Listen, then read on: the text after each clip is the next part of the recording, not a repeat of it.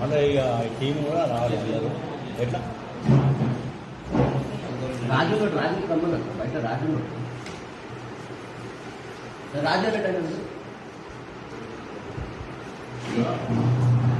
మీరు ముందు ఇది మాట్లాడారు కాంట్రాక్ట్ అయితే ఆర్టిజన్ వేరే చేద్దాం, వీళ్ళు వేరే చేద్దాం.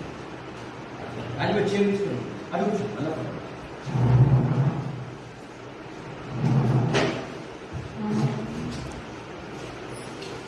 అయితే షాట్లో మాట్లాడాలి.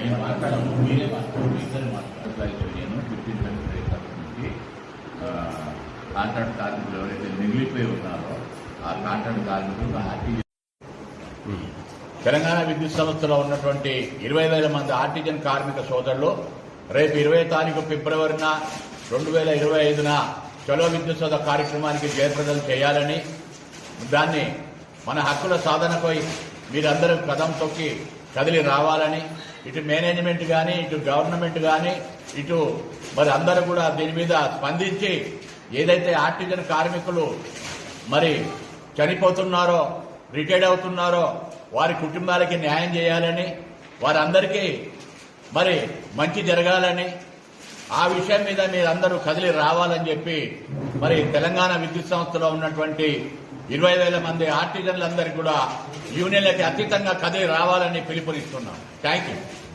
చెప్పాల్సింది ఏంటంటే, మన ఇక్కడున్న సెక్యూరిటీ కానీ కీపర్స్ కానీ అండ్ డ్రైవర్స్ కానీ ఎన్నో సంవత్సరాలుగా చాలా జీతాలతోటి కష్టపడి పనిచేస్తున్నారు.